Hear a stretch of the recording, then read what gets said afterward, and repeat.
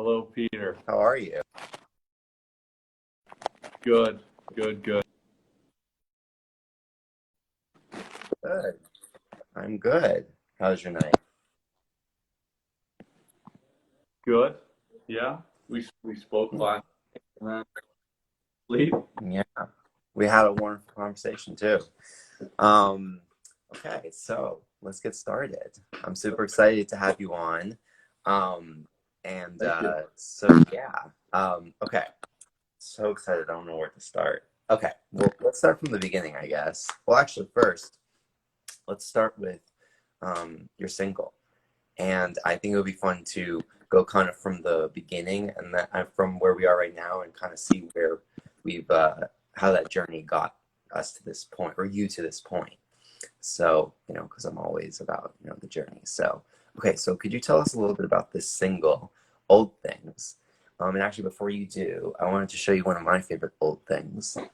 Um, it's a few actually, but when I was young, I read Old Man and the Sea, and it was this very old version of it, and I remember being like, "This is gross as hell," but like I actually over time have actually really come to love the artwork that came from like the 80s and 90s in publishing. I also have another one of The Sea Also Rises.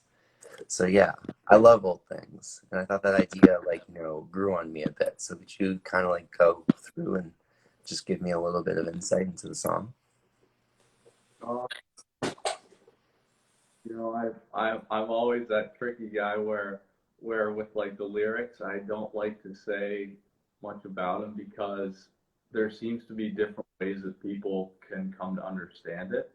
Yeah, So, like for me to say I meant this by that lyric, I think wouldn't be, it would diminish the space that is created to kind of interpret the meaning. So uh, I'm not sure how to gracefully sort of say what, because for me, I did have a meaning when I wrote the lyric, but I did, I don't know, I don't want to say what my meaning was because I don't want okay, that makes sense. It's funny, a lot of the time, like, to. Book, oh, I'm a huge Hemingway fan. yeah, I love Hemingway, and also I love Hemingway because his prose is so like short and concise, and especially like in his later years, he got very like he only said what he needed to say, and actually, it's your lyrics are a great parallel to that. Where it's like you only say what you need to say, and you don't necessarily have any fat like on your songs at all, which I really appreciate. And also in these newer ones, I also like no problem, man. I also in these newer ones find that um, you're able, your love of pedals really comes out. And, I know that you're a pedal lover. We So, talked on the first single, Green Light. I mentioned to you, I hold the Guinness World Record for most pedals on one song, or on debut single. Yeah, yeah, that, and actually, like, I've noticed, like, of course, I've known your sound for a long time.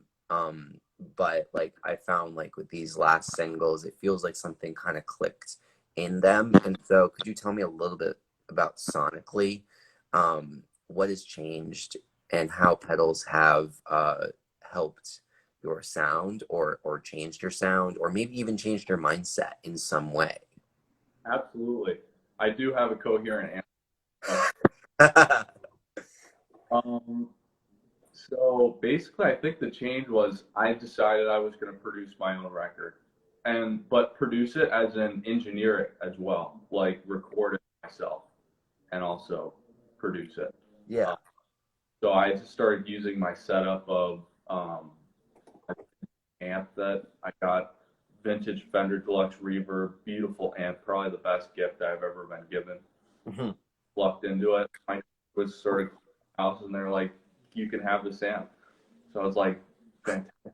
Fantastic. That's awesome. Right as I was going to record this record, And I've been doing my recordings a lot of DI.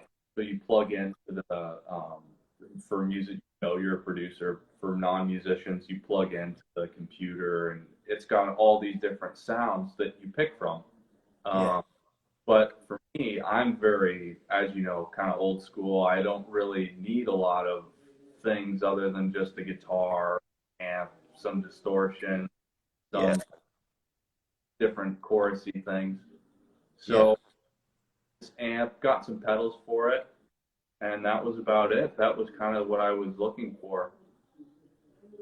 And as far as the sound of the recording, I would imagine it sounds a lot different because I was doing the engineering and producing and mixing as well.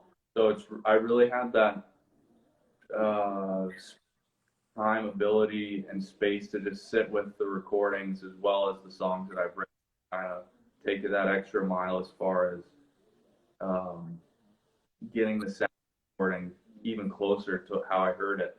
Yeah. You mentioned to me that like, in previous recordings that you would not listen to them.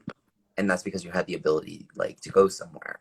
But now that you're doing your own records, or you made the conscious decision to at least do like 70, let's just say 75% of those record parts of the record, do you find that you're listening to them more, and how has that affected um, the the journey of the process of working on a record? Like, was there ever a point where you got sick of listening to it, or did you like having such an intimate uh, conversation constantly with yourself about these songs? So I think the comment you're referring to, I said I didn't listen to them. I didn't listen to them after I finished the mastering. So I finished the mix, send it in for mastering, listen to the master. I was like, okay, it's done. And Yeah. then after that, I kind of said I'm not listening to it anymore because Oh, okay. Got you. a lot of different factors. Mainly to summarize why I did that was because uh, being a songwriter, being a creative person, you kind of get off by always doing more stuff. So when Yeah. you do something, and then I think it makes more sense to just let it go, start doing something else after. So I started more doing that.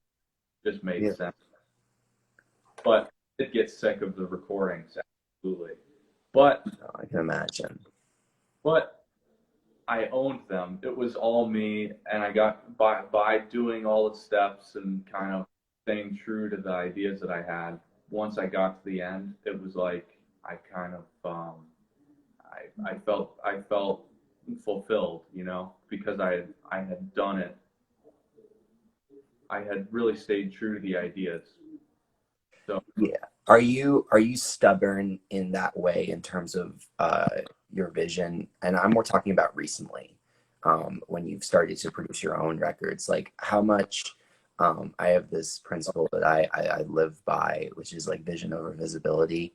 And sometimes, especially in the creative process, we get very bogged down by the details, or things change.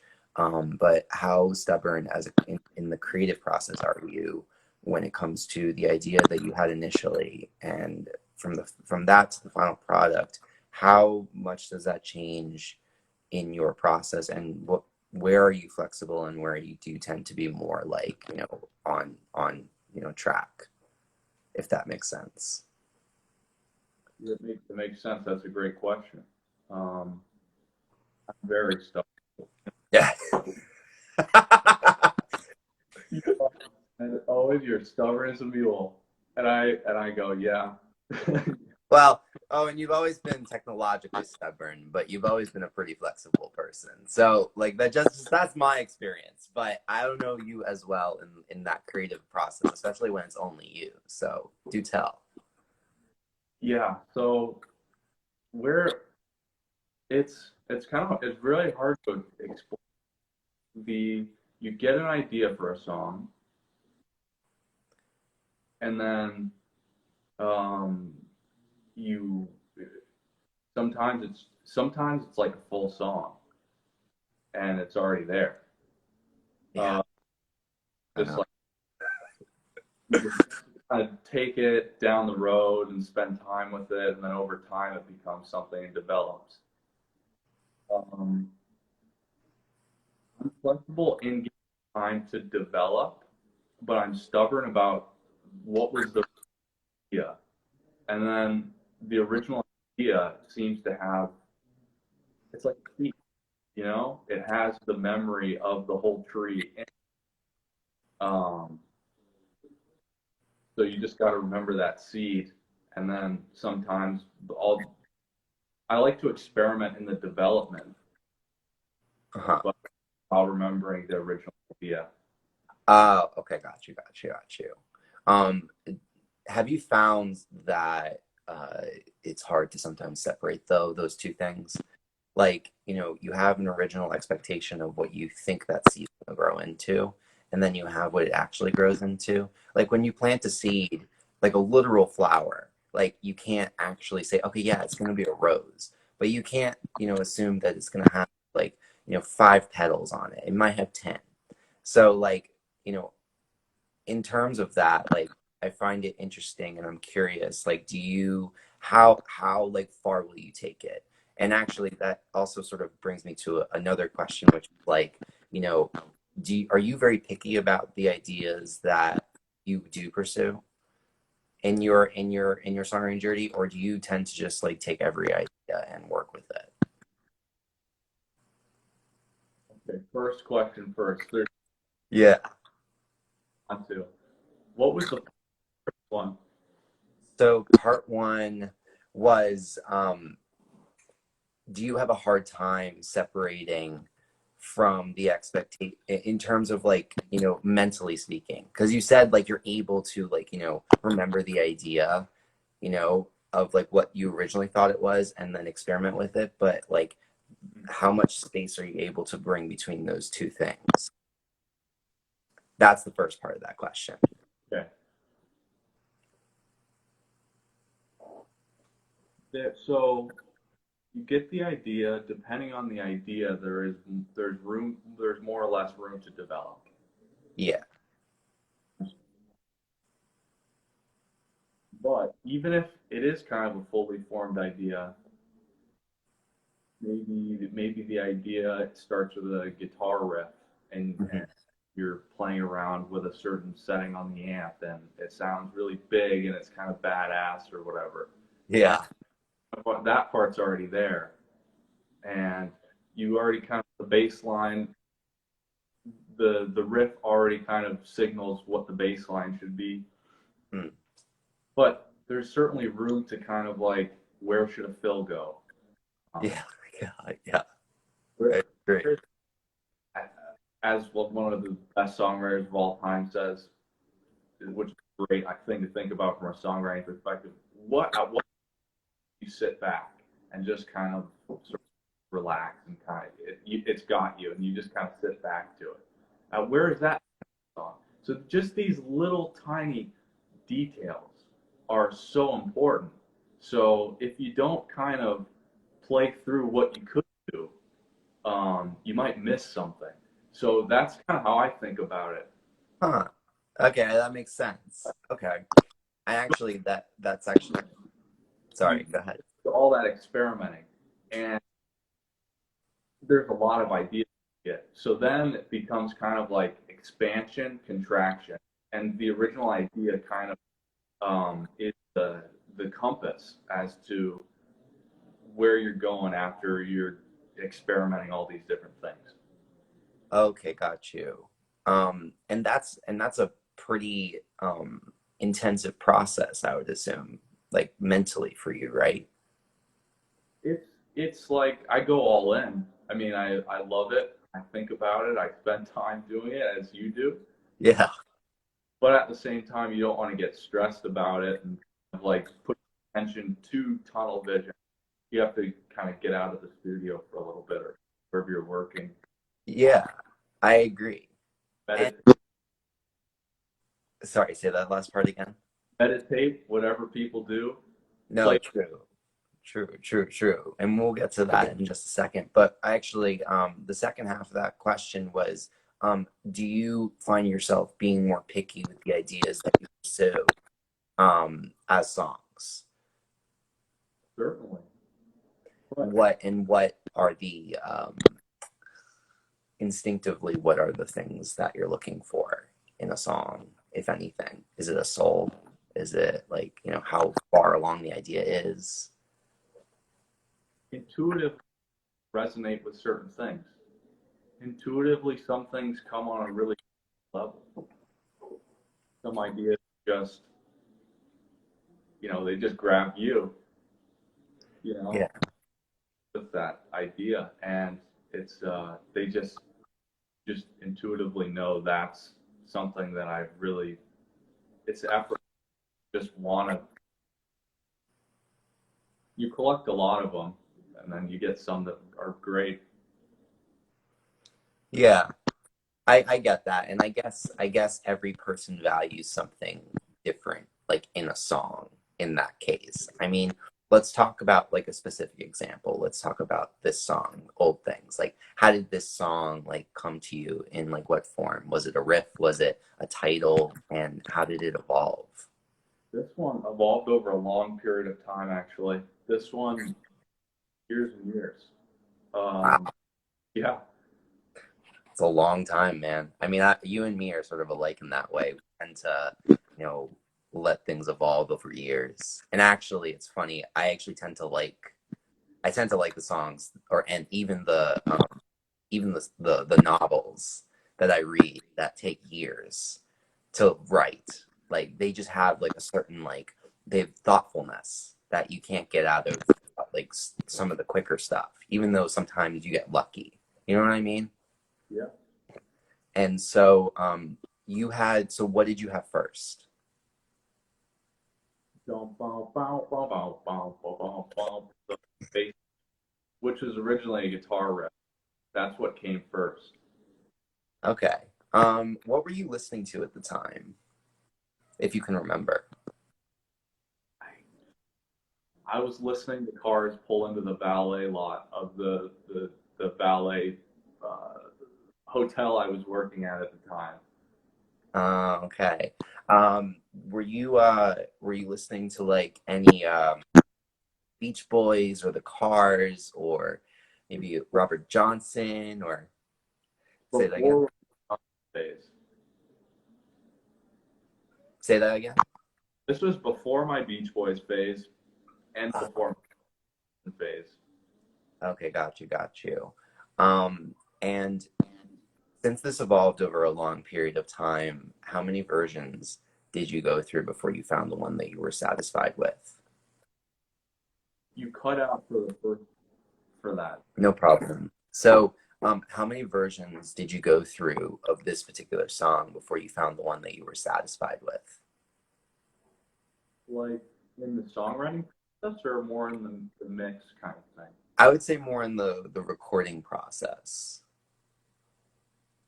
I I went through maybe 10 different mixes, but kind of went back to the early one. It was one of those where I it's almost like I experimented with songwriting in the mixing, but kind of went back to the original thing. Just seemed to work. I Yeah. about the feel like saying it. I those the rhythm guitar on it. Those were the first two, and the vocal was the harmony was the scratch harmony. I did it all, and that song maybe was the fastest I've ever recorded a song. It's just so easy, and but when I tried to do more, it all came worse. So it was one of those where I just recording it just felt so easy. Wish it could all go like that. Oh, yeah, I know. Do especially like with Green Light and this new song, Old Things, is that a part of the factor of release for you? And we're actually gonna get to the fact that you have these incredible videos that actually also went with them, which I'm super excited to talk about because for me it like enhanced everything in like the best way possible. So for you, Thank you. no, no problem, no problem.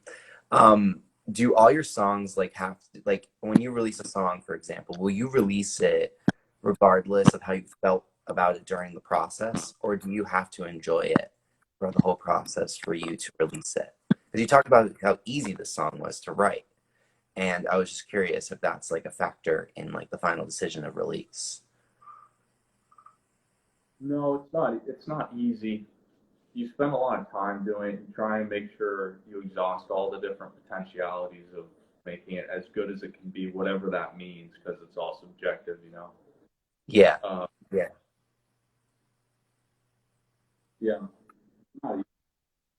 Cool. Well, let's switch gears a little bit. Let's talk about the video. Um, for me, that first look that you give basically made the video for me. Where you're sitting in that office and you're just sort of like twiddling your thumbs. I was like, as like your friend, but also as like as a consumer of your art, I was like, wow, that's the Owen that I know. Like you crossed your artistry crossed into your personal. It was the best kind of like sort of crossover in that way. So kudos to you on that. So tell me a little bit just about what the original vision for that video is. And I know that your lyrics and your videos are also sort of the same in this way. So I'll stray away from talking about the meaning of behind them because I know you love things being a bit ambiguous. But just I guess I'm more curious about like location and first of all, was that like an office that you were able to rent out? Like was that like a place that you like just tell me a little bit about, the video. That was an office we rented out. It was like right next to this cool hotel, and unfortunately, the time it was right in the sort of backdrop, which would have been perfect. And also, there was this lady sunbathing on the roof of this hotel, with Greg for who wants to look out for that, which was a pretty. Oh Uh, my God. and it was it was I think the video works really well. The people that have seen it seem to think it works.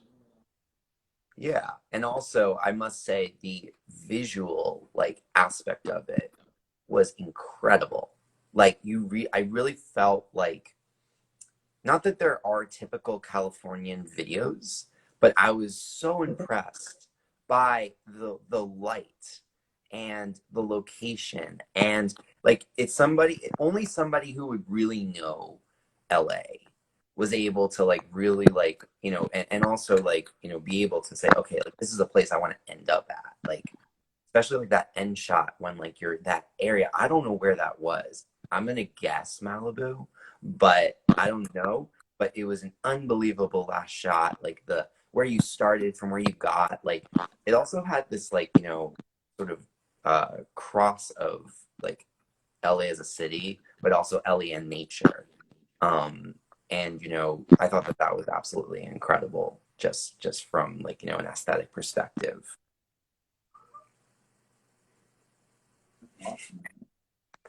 Do you? Sorry, say that again. Thanks for pointing out the best parts. No problem, no problem. Well, honestly, like words don't even um they don't actually like truly show the weight of how like beautiful that like the video and the scenery was. And like, I was just like truly impressed by that. Can I ask where was that house? You know that scene where you have the house? Where in LA was that? That was my house. That was your house?